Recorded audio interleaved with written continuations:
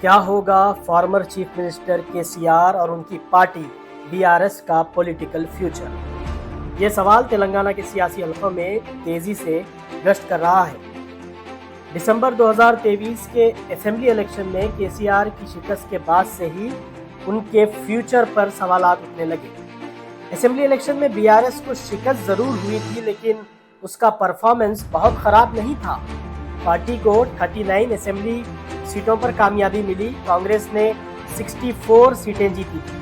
कांग्रेस को इख्तिदार मिला। जब कांग्रेस का असेंबली इलेक्शन में वोट का फीसद देखा जाए तो कांग्रेस को 39.40% वोट मिले, जबकि बीआरएस ने 37.35% वोट हासिल किए। कांग्रेस और बीआरएस के दरमियान सिर्फ 2% का ही फर्क था। लेकिन लोकसभा इलेक्शन में बीआरएस का परफॉर्मेंस बहुत खराब रहा। कांग्रेस को 8 सीटें, बीजेपी को 8 सीटें मिली, जबकि मजलिस-ए-इत्तेहादुल मुस्लिमीन ने 1 पर कामयाबी हासिल की। असेंबली में बीआरएस का वोट परसेंटेज 37.40 था। 6 माह बाद हुए पार्लियामेंट के इलेक्शन में बीआरएस को जहां सीटें नहीं मिली, वहां वोट भी सिर्फ 16.68% ही मिले। यानी असेंबली के मुकाबले में बीआरएस को 20.78 यानी ऑलमोस्ट 21% वोट कम मिले। अब फायदा किसको हुआ? फायदा बीजेपी को हुआ। बीजेपी ने पार्लियामेंट में 35% वोट हासिल किए थे, जबकि असेंबली इलेक्शन में उसे 14% वोट मिले। इस तरह बीजेपी को 21% वोट का फायदा हुआ, यानी नुकसान 21% का टीआरएस को हुआ, वही 21% का फायदा बीजेपी को हुआ। जब हम असेंबली सीटों का तज्जिया पार्लियामेंट की रायदही का जो नतायज आए हैं उसके तनाजुर में करते हैं, तो कांग्रेस 64 पर अपनी बढ़त बनाए हुए है। यानी दिसंबर के असेंबली इलेक्शन में भी 64 थे, पार्लियामेंट इलेक्शन के बाद भी कांग्रेस को 64 पर मेजॉरिटी है। बीजेपी, जिसको असेंबली में सिर्फ 8 सीटें मिली थी, अब 46 असेंबली सीटों पर तेलंगाना में आगे है। यानी बीजेपी को 38 सीटों का, असेंबली सीटों का फायदा हुआ है। बीआरएस, जिसको 39 सीटें मिली थी, अब सिर्फ 3 सीटों पर ही महदूद हो गई है, यानी 3 सीटों पर ही अब आगे है। यानी बीआरएस को जो 36 सीटों का नुकसान हुआ है वो फायदा बीजेपी को हुआ है। बीआरएस जिन 3 सीटों पर आगे है वो मेदक की सीटें हैं। अब तक बीआरएस के 10 एमएलए कांग्रेस में शामिल हो चुके हैं। दूसरे लीडर्स भी पार्टी छोड़ रहे हैं। डॉक्टर केशव राव, पोचाराम श्रीनिवास रेड्डी, कडियम श्रीहरि जैसे सीनियर लोग भी अब केसीआर के साथ नहीं रहे। केसीआर की बेटी कविता को जेल जाना पड़ा, 4 माह से वो जेल में है। कांग्रेस हुकूमत कालेश्वरम, फोन टैपिंग और दूसरे स्कैम्स के सिलसिले में केसीआर, उनके फैमिली मेंबर्स और उनके साथियों के खिलाफ तहकीकात भी कर रही है। केसीआर मुमकिन है कि स्कैम्स की तहकीकात से बचने अपनी बेटी कविता को जेल से बाहर निकाल ले। कांग्रेस बिलखुसूस रेवंत रेड्डी का मुकाबला करने के लिए बीजेपी से इत्तेहाद कर सकते हैं, लेकिन बीजेपी में भी एक बड़ा तबका उनसे अलायंस करने का कायल नहीं है। ऐसी भी खबरें हैं कि केसीआर पूरी पार्टी बीजेपी में जम भी कर सकते हैं। खुद केसीआर की पार्टी के लीडर विनोद ने कहा है कि कुछ भी मुमकिन है। जिस वक्त असेंबली इलेक्शन चल रहे थे उस वक्त खुद वजीर आजम नरेंद्र मोदी ने भी कहा था कि केसीआर उनके पास आए थे अपने बेटे केटीआर के मुस्तकबिल पर बात करने के लिए, लेकिन उन्होंने बात नहीं की।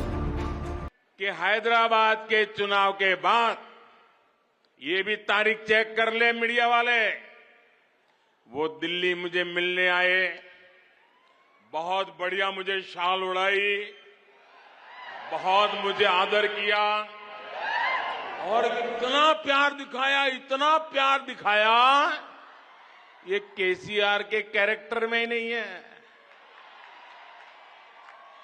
और फिर मुझे कहने लगे कि आपके नेतृत्व में देश प्रगति कर रहा है, हम भी एनडीए का हिस्सा बनना चाहते हैं, आप हमें एनडीए में शामिल कर दीजिए। मैंने कहा आगे क्या? बोले हैदराबाद में म्युनिसिपल कॉरपोरेशन में हमारी मदद कर दीजिए। मैंने केसीआर को कहा आपके कारनामे ऐसे हैं, मोदी आपके साथ जुड़ नहीं सकता है। अब केसीआर के पुराने साथी मजलिस इत्तेहादुल मुस्लिमीन के सुप्रीमो और हैदराबाद के एमपी असदुद्दीन ओवैसी ने भी कहा है कि बीजेपी में बीआरएस के इंजमाम और बीजेपी से अलायंस की खबरें 2 अखबारात में आई हैं। वो चाहते हैं कि बीआरएस और केसीआर इस पर वजाहत करें। मगर सवाल ये पैदा होता है कि क्या टीआरएस बीजेपी से मर्ज होगी या टीआरएस बीजेपी से अलायंस करेगी। ये इंडियन एक्सप्रेस में और डेक्कन क्रॉनिकल अखबार में रिपोर्ट हुआ है, मेरे को नहीं मालूम ये होगा नहीं होगा, मगर ये अखबारात में रिपोर्ट हुआ है। मगर सर इस पे नहीं अब आपके सवाल का मैं आपको बोला ना, थोड़ा मैं वो कर रहा हूं। इंडियन एक्सप्रेस में और डेक्कन क्रॉनिकल ने रिपोर्ट किया कि टीआरएस पार्टी बीजेपी में मर्ज हो जाएगी या टीआरएस पार्टी बीजेपी से अलायंस करेगी। अब इस पर आप पूछिए उनसे। हरीश राव जी इस पे किए तो मना किया सर, मगर आप नहीं मना नहीं देखिए, आप इनसे पूछिए ना। भाजपा तो यही सवाल कर रही है कि हमारा क्या फायदा होगा एक सांसद। अरे मेरे को क्या मालूम है, अगर आपको अगर ऐसा डाउट हो रहा है तो क्या वजह? नहीं देखिए, मैं जो अखबार में पढ़ा और दोनों रेस्पॉन्सिबल न्यूज़पेपर्स है उसमें बात रिपोर्ट हुई है ना, इसमें रिपोर्ट हुई सो बात है ये। और उसमें तो हमारे एक्स एमपी विनोद साहब का स्टेटमेंट है, everything on the table, express में बोले एनीथिंग कैन हैपन। मैं नहीं बोल रहा हूँ ये।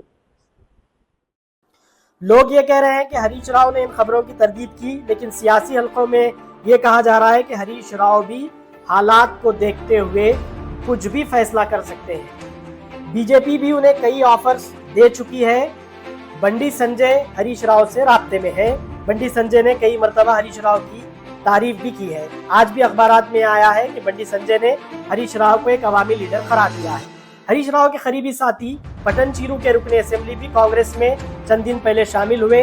वो उन्हें हरीश राव का काफी करीबी करार दिया जाता है। ये भी कहा जाता है कि इटाला राजेंद्र से भी हरीश राव राब्ते में है। मुमकिन है कि राजेंद्र को तेलंगाना में बीजेपी का सदर बनाया जा सकता है, वो भी हरीश राव को बीजेपी में ला सकते हैं। बहरहाल हरीश राव के मुस्तकबिल पर भी कई सवाल उठाए जा रहे हैं। किसी ने शायद ये नहीं सोचा था कि 1 साल पहले कौमी सियासत में कदम जमाने के ख्वाब देखने वाले, महाराष्ट्र के बार बार दौरे करने वाले, महाराष्ट्र के कई लीडर्स को बीआरएस में शामिल करने वाले केसीआर की सियासी जमीन तेलंगाना में ही तंग हो जाएगी और वो अपने मुस्तकबिल को लेकर ही ना सिर्फ फिक्रमंद हो जाएंगे बल्कि उनके मुस्तकबिल को लेकर सोशल मीडिया और दूसरे प्लेटफॉर्म पर लोग सवाल करने लगेंगे। सोशल मीडिया पर तो कई लोगों का मानना है कि टीआरएस और बीआरएस 2028 तक खत्म हो जाएगी, उसका सियासी मुस्तकबिल कुछ नहीं है। मुमकिन है कि टीआरएस के कई लीडर्स कांग्रेस में चले जाएं और वो ये भी मुमकिन है कि टीआरएस की मेन लीडरशिप बीजेपी में शामिल हो जाए। वहीं कांग्रेस से जो बीआरएस में गए थे नागेंद्र, जिन्होंने पार्लियामेंट के इलेक्शन में कांग्रेस से सिकंदराबाद से इलेक्शन भी लड़ा, नागेंद्र तो ये कह रहे हैं कि 3-4 छोड़कर पूरे बीआरएस के एमएलएस कांग्रेस में आ जाएंगे। बहरहाल केसीआर के सियासी मुस्तकबिल पर सवालात उठ रहे हैं। वहीं केसीआर का कहना है कि वो दोबारा खड़े होंगे और पार्टी को दोबारा जमाएंगे। एक अगर जाएगा तो 10 नए पार्टी के लीडर्स वो बनाएंगे और दोबारा तेलंगाना में इख्तिदार हासिल करेंगे। इन तमाम चीज़ों के बावजूद ये भी एक सच्चाई है कि केसीआर तेलंगाना में कोई छोटे लीडर नहीं है, वो एक ताकतवर लीडर है, वो काफ़ी मकबूल लीडर है। लेकिन इस वक्त उनके सियासी हालात तो बहुत ख़राब हैं। सारी ताकत और मकबूलियत कुछ काम नहीं आ रहा है और लोग एक के बाद एक उन्हें छोड़ रहे हैं।